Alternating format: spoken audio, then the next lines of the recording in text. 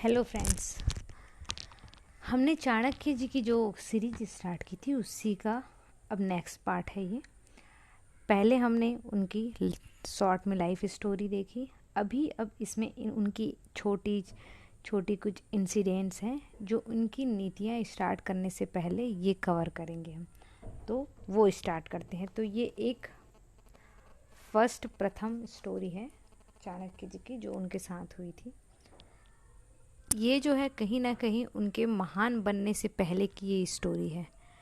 ठीक है, तो चलो शुरू करते हैं फ्रेंड्स। प्राचीन काल के राजे महाराजे आपस में ही युद्ध करते थे। उन्हीं में से एक राजा सक्टार के साथ जुड़े हुए हैं। चाणक्य जैसे ही राजा सक्टार जंगल में पहुंचे तो उन्होंने एक काले कलूटे हड्डियों के ढांचे व्यक्ति को कुशों को उखाड़ते हुए उनकी जड़ों में से मट्ठा उड़ेलते हुए देखा। तभी राजा जी पूछे, कुशों को सींच रहे हो? कर्मकांडी पंडित लगते हो आप। चाणक्य जी बोले, नहीं, ब्राह्मण तो मैं हूँ पर कर्मठ नहीं हूँ। इन्हें सींच भी नहीं रहा बल्कि इनका समूलनाश कर रहा हूँ। इनकी जड़ों में मट्ठी डाल रहा हूँ। इससे यह कभी भी पनप नहीं सकेंगे। यह तो महान कार्य कर रहे हो, ऐसा राजा जी ने कहा। इसके बदले में आपको कुछ मिलता है? चाणक्य जी बोले, संसार में हर काम कुछ पाने के लिए नहीं किया जाता राजा जी।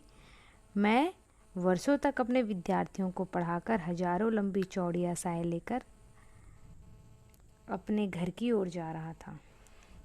माँ बाप ने मेरी शादी की बात पक्की कर रखी थी, परंतु इन कांटों ने तो मेरे पाँव में चुभकर मेरा सारा रास्ता रोक लिया। मैं समय पर घर नहीं जा सका। अब इनका बीज नाश कर रहा हूँ।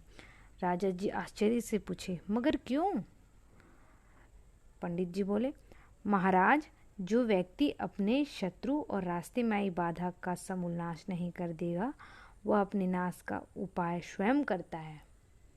देखो, चाणक्य जी की बातों बातों में ही बहुत सारी सीख लिखी होती है, तो सोचो उनकी नीतियों में कितनी सीख होगी, है ना। तो आगे देखते हैं। राजा हैरान रह गए। वास्तव में इस विचित्र इंसान ने उनके मन को झकझोर कर रख दिया था। उसे भी तो राजा नंदराज ने बर्बाद किया था। क्या उसे भी इस ब्राह्मण की शिक्षा के अनुसार अपने शत्रु का सर्वनाश करना चाहिए? किंतु वे एक बार फिर उसे कहने लगे, बंधु, इतना परिश्रम करने से तो कहीं अच्छा था कि आप पाँव में ही कुछ पहन लेते। इससे आपके पाँव भी बचे रहते और यह काम भी ना करना पड़ता आपको। पंडित जी बोले मुस्कुरा के, महाराज, आप यह क्यों भूलते हैं कि यह किसी व्यक्ति विशेष की बात नहीं, मैं तो उन सब लोगों के लिए सोच रहा हूँ जो नंगे पाँव चलते हैं, जो गरीब हैं, पाँव के लिए जूते नहीं खरीद सकते। राजा जी बोले, आप महान हैं। वह पंडित जी बोले, नहीं, मैं महान नहीं, वास्तव में आप लोग महान हैं। मुझे तो देखने के लिए आप कोई राजवंशी लगते हो, फिर इतना निराश क्यों? राजा जी बोले, मैं अभागा मगध का नाथ उप महामात्य शक्टार हूँ। पंडित जी बोले, क्या आप उप महामात्य हैं? काला कलूटा ब्राह्मण हाथ जोड़कर प्रणाम करते हुए पीछे हट गया। राजा जी बोले, जी हाँ, मगर आप? पंडित जी बोले, मैं विष्णुगुप्त चाणक्य हूँ। राजा जी बोले, आप तो पंडित हैं, आपको मुझे प्रणाम नहीं करना चाहिए था।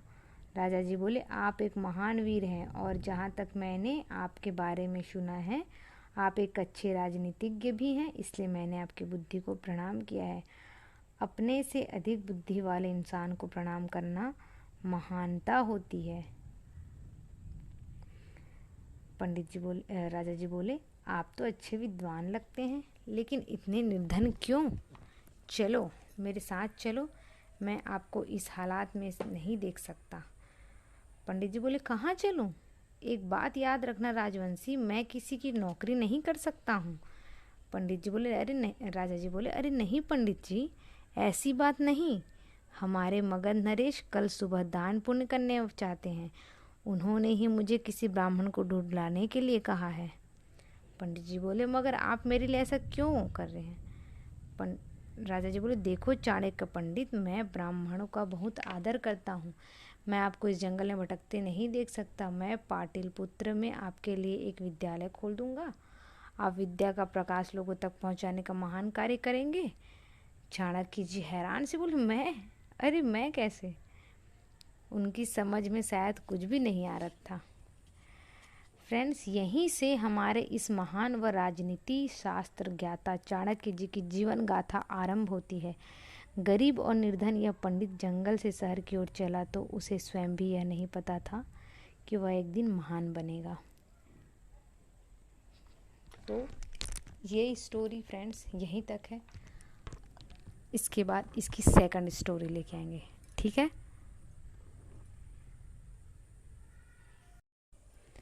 Hello friends,